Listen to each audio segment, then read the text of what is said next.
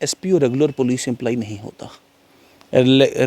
SPO जिसे कहते हैं ओकेजनल पुलिस ऑफिसर, जब कहीं को बड़ा मेला को बड़ा जिसे कहते हैं को जलसा को जनसभा को दंगल हो तो वहाँ पे तब एसपीओ को कहा जाता है कि आप अपनी ड्यूटीज़, जैसे वीडीसीज को कहा जाता है, वीडीसीज 30 दिन ड्यूटी नहीं देते, इसमें कोई छुपाने वाली बात नहीं, को बुरा मत मनाए मेरी बात का। तो ऐसे ही एसपीओ भी पूरे 30 दिन का 24 घंटे का मुलाजिम नहीं होता। लेकिन देखिए लाल सिंह जी खुद ही कोर्ट में गए थे और उनके विरुद्ध जो आदेश है वो कोर्ट ने ही जारी किया है। गॉड नोज़ वो कोर्ट से क्या आदेश लाना चाहते थे, मुझे पता नहीं इसका।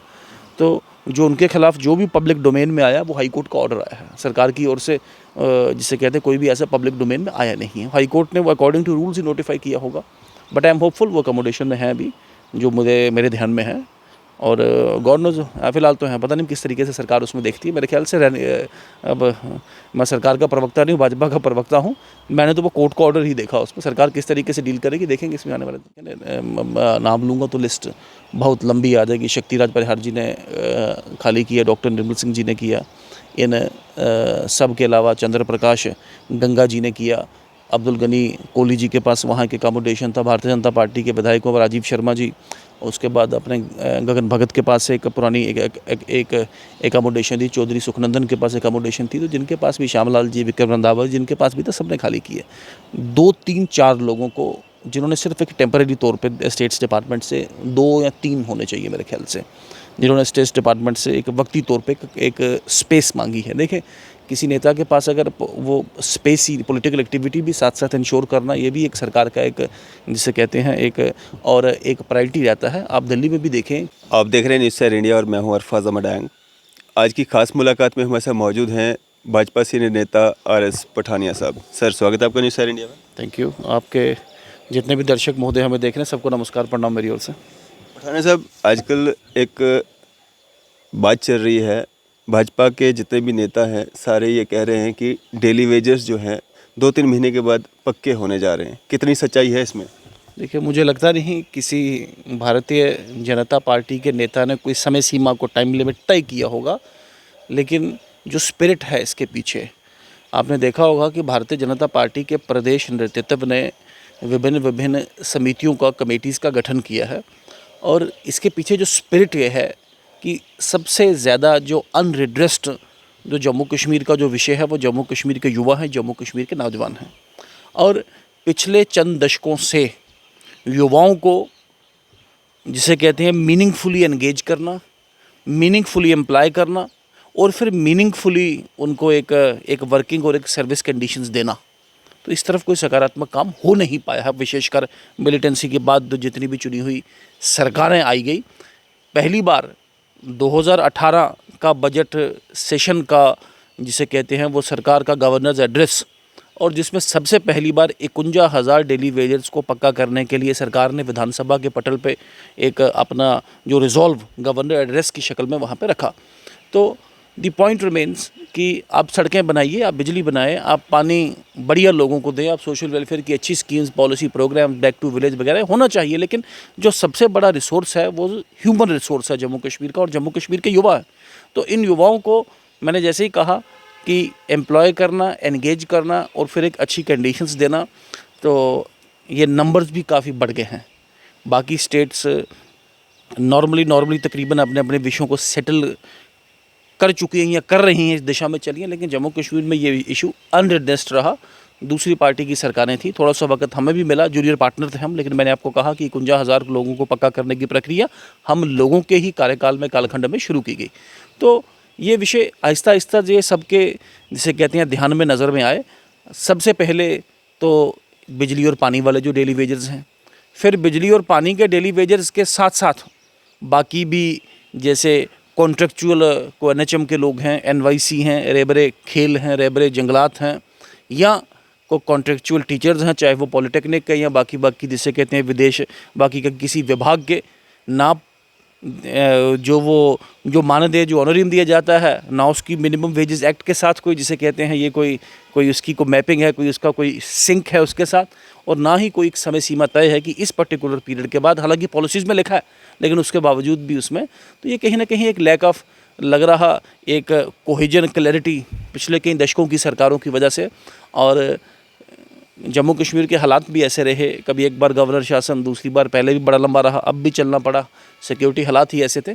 तो एक फार्मूला डिवाइस आउट किया जाए, एक रोड मैप तैयार किया जाए, और इस रोड मैप, उस फार्मूले के तहत जम्मू कश्मीर के लोगों को, जम्मू कश्मीर के युवाओं को, जैसे मैंने कहा कि इनको एक सर्टेनिटी जिसे कहते हैं, असमंजस नहीं, अफरा तफरी नहीं, एक सर्टेनिटी, एक स्थिरता का एक माहौल पैदा करने के लिए एक कोशिश भारतीय जनता पार्टी ने की है। एक कमेटी में के गठन में मैं भी सदस्य हूँ। इसका बहुत जल्द ही एक रिपोर्ट बना के एक विजन डॉक्यूमेंट बनाया जाएगा और सरकार के साथ प्रेस करके सरकार के साथ लेजन करके आने वाले दिनों में, समय सीमा कोई नहीं है, मैं आपको बता दूं उसमें, कि आने वाले दिनों में इसे सरे अंजाम तक पहुंचाया जाएगा। और भारतीय जनता पार्टी तब तक, जिसे कहते हैं, आराम नहीं करेगी जब तक वो भारतीय जनता पार्टी की रिकमेंडेशन, जब तक वो विजन डॉक्यूमेंट सरकार एक्सेप्ट नहीं कर लेती। पठानिया साहब, बहुत उम्मीदें हैं, खासकर डेली वेजर्स, एसपीओज और जितने भी महकमों में ये जो बेचारे काम करते हैं, युवा हैं, लड़कियां हैं, काफ़ी सारी उम्मीदें हैं और भाजपा से हैं। तो समय सीमा क्यों नहीं? अभिनव शर्मा जी ने कहा था कि 2-3 महीने के बाद जो है हम ये रिपोर्ट जो है वो सेंट्रल को 2-3 महीने से जल्दी चली जाएगी। उसके बाद मतलब सरकार जो है इनको पक्का करने की एक कवायद शुरू कर देगी या कोई पॉलिसी फ्रेम कर देगी। तो समय सीमा क्यों नहीं? देखें, जो हमारे एंड पे है वो तो समय सीमा है ऐसी, 2 महीने भी क्यों, 2 महीने से भी पहले जाएगी हमारी रिपोर्ट, तो बहुत जल्दी सरकार के पास जाएगी। और वो रिपोर्ट एक सॉर्ट ऑफ विजन डॉक्यूमेंट होगा जो आने वाले वक्त में भारतीय जनता पार्टी को जम्मू कश्मीर में उसकी, जिसे कहते हैं, रीति और नीति में एक, जिसे कहते हैं, एक मील का पत्थर और खासकर एक गाइडिंग लाइट का काम करेगा।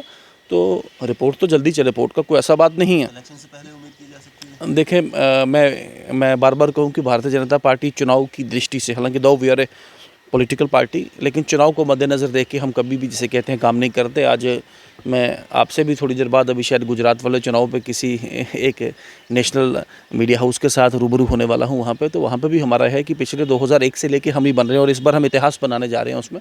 तो चुनाव हमारी दृष्टि में होता नहीं, चुनाव एक शॉर्ट टर्म गेन होता है।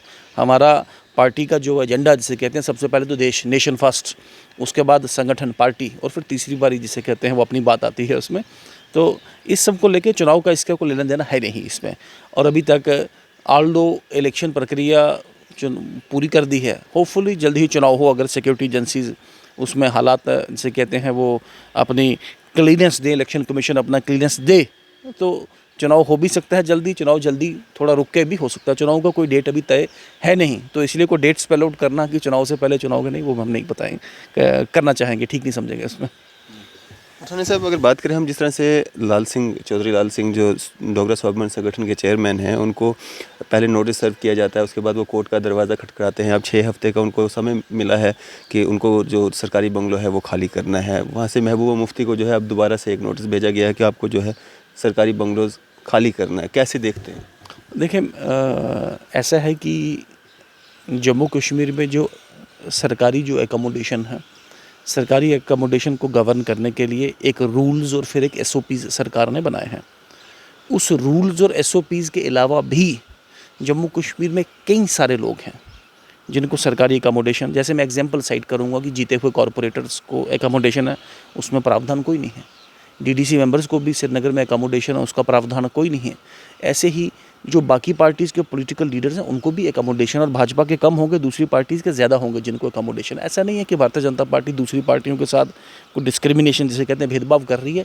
हाँ, चूँकि वो मुख्यमंत्री है नहीं अब, तो एक मुख्यमंत्री की कैटेगराइजेशन वाला जो एक बहुत बड़ा बंगलो काफ़ी देर से उनके पास है, तो उस बंगले के लिए उनको रिक्वेस्ट करा गया है कि उनको एक अल्टरनेटिव एकोमोडेशन दी गई है। ऐसा नहीं है कि उनका एकोमोडेशन छीना गया है उसमें, तो दैट्स नॉट द केस, ऐसा नहीं है उसमें।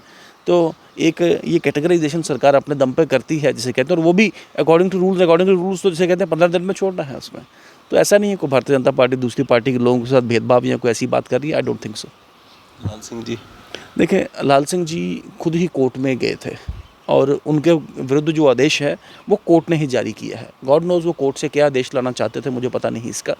तो जो उनके खिलाफ जो भी पब्लिक डोमेन में आया वो हाई कोर्ट का ऑर्डर आया है सरकार की ओर से, जिसे कहते हैं, कोई भी ऐसा पब्लिक डोमेन में आया नहीं है। हाई कोर्ट ने वो अकॉर्डिंग टू रूल्स ही नोटिफाई किया होगा, बट आई एम होपफुल वो अकोमोडेशन में है अभी, जो मेरे ध्यान में है। और गॉड नोज़ फिलहाल तो हैं, पता नहीं किस तरीके से सरकार उसमें देखती है। मेरे ख्याल से अब मैं सरकार का प्रवक्ता नहीं हूँ, भाजपा का प्रवक्ता हूँ, मैंने तो वो कोर्ट का ऑर्डर ही देखा, उसमें सरकार किस तरीके से डील करेगी देखेंगे इसमें आने वाले दिनों में। हाई कोर्ट ने भी कॉग्निजेंस लिया था और आदेश दिए थे स्टेट डिपार्टमेंट को कि जो भी इलीगल ऑक्यूपाई हैं उनसे जो है बंगलोज खाली करवाए जाए। उसमें किसी भी पॉलिटिकल पार्टी का नाम नहीं था। तो क्यों सिर्फ पहले हर्षदेव जी, उसके बाद लाल सिंह जी, उसके बाद महबूबा मुफ्ती, भाजपा के या बाकी जो अपोजिशन के नेता हैं उनको क्यों नहीं नोटिस जा रहे? देखें, सभी जितने भी लोग थे जो अकॉर्डिंग टू रूल्स वो क्वालिफाई नहीं करते थे और उन सबको वो नोटिस गया था। भाजपा भारतीय जनता पार्टी के जो नेता हैं उनको भी वो नोटिस आया है, उनकी भी एविक्शन प्रोसीडिंग्स चली थी और भारतीय जनता पार्टी के तकरीबन 90% लोगों ने अपना अपना अकोमोडेशन जिनके पास पॉसिबिलिटी खाली भी कर दिया। सब काफ़ी लोगों ने, देखे नाम लूँगा तो लिस्ट बहुत लंबी आ जाएगी। शक्तिराज परिहार जी ने खाली किया, डॉक्टर निर्मल सिंह जी ने किया, इन सब के अलावा चंद्र प्रकाश गंगा जी ने किया, अब्दुल गनी कोहली जी के पास वहाँ के अकोमोडेशन था, भारतीय जनता पार्टी के विधायकों राजीव शर्मा जी, उसके बाद अपने गगन भगत के पास एक पुरानी एक अकोमोडेशन थी, चौधरी सुखनंदन के पास अकोमोडेशन थी, तो जिनके पास भी श्यामलाल जी, विक्रम रंधावा जिनके पास भी था, सबने खाली किए।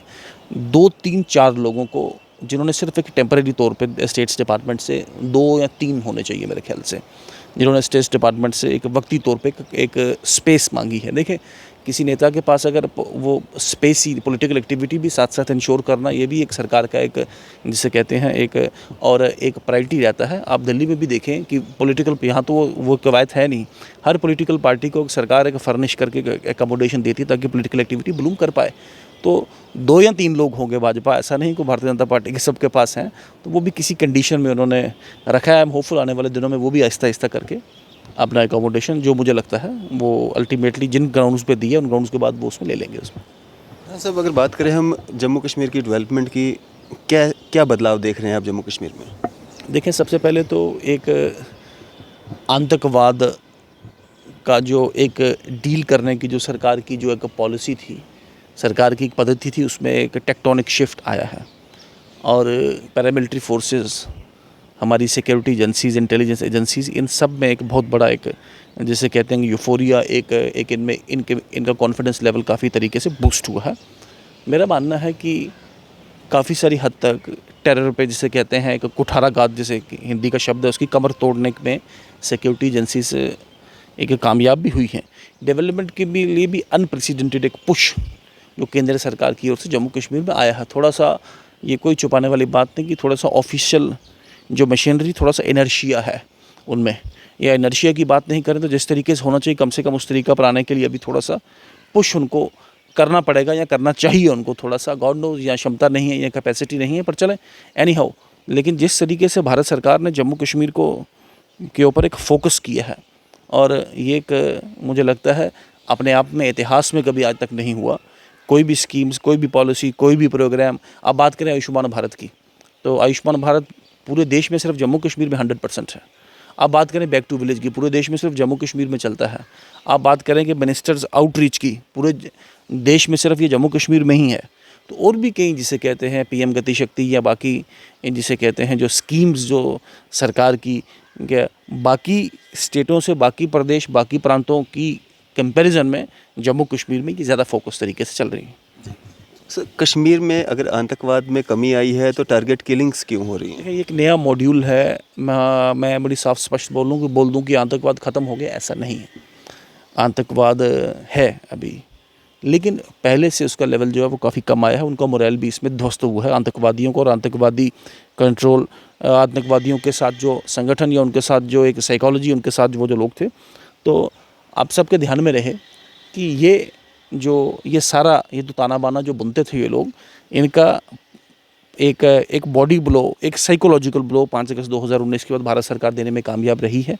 No soft attitude against terrorism. आपने देखा होगा मियाँ क्यूम को भी पिछले दिनों, मियाँ अब्दुल क्यूम जो वहाँ के बार प्रेसिडेंट है, जिन्होंने बार को एक सेशनिस्ट ऑर्गेनाइजेशन बनाने का काम किया, जिनको भी जवाब देना पड़ रहा है। यासीन मलिक, आपने देखा 1990 में स्क्वाड्रन लीडर रवि खन्ना का एक जिसे कहते हैं एक कोल्ड ब्लडेड मर्डर किया, और आज तक 30 वर्ष तक उनको पूछने वाला कोई नहीं था।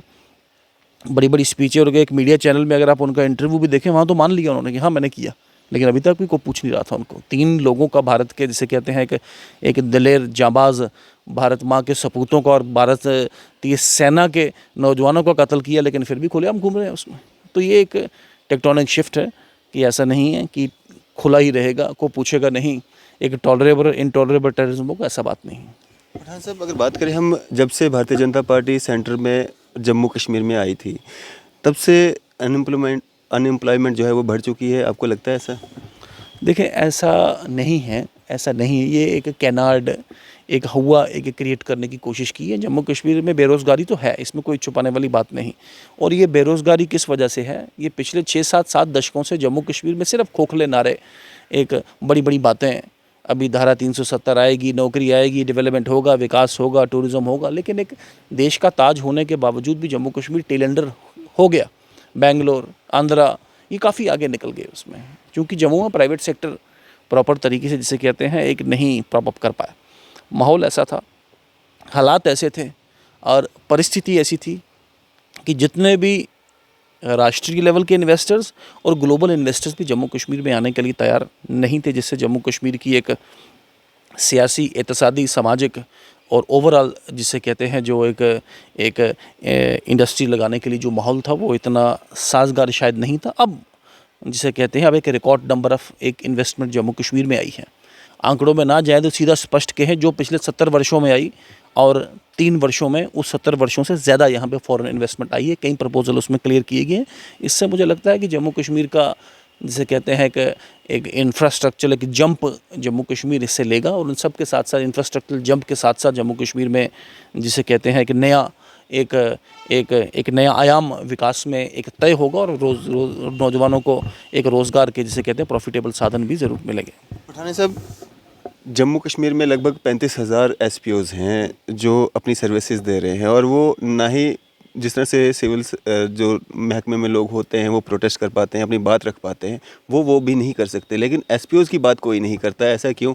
हालांकि हर जगह वो एसओजी में, ट्रैफिक में, पुलिस, मतलब हर महकमे में जो भी उनके विंग्स बनाए जाते हैं, हर महकमे में वो जो है अपनी सर्विसेज दे रहे हैं, लेकिन उनकी बात क्यों नहीं हो रही है? उनको परमानेंट करने के लिए उनकी पॉलिसी को फ्रेम, हालांकि भाजपा के आने के बाद तनख्वाहें बढ़ाई गई हैं, लेकिन महंगाई के हिसाब से उतना नहीं है जितना वो डिज़र्व करते हैं। 18,000, आपके ध्यान में रहे कि जब इन एसपीओज़ को लगाया गया, इनको 1500 मिलता था। आज एक एसपीओ 18,000 रुपया लेता है। 18 साल की सर्विस पूरी करने के बाद लेगा ना, जिसकी 15 साल सर्विस पूरी हुई है उसको 18,000 मिलेगा। फिर भी 18,000 इज़ एन अमाउंट।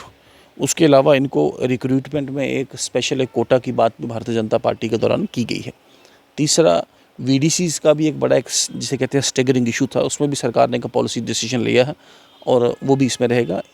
लास्ट जो आपकी बात है, इंपॉर्टेंटली मैं सबको बोल दूं, जो आपके जो मित्र लोग मेरे आपके माध्यम से मुझे देख रहे हैं, एसपीओ रेगुलर पुलिस एम्प्लॉय नहीं होता।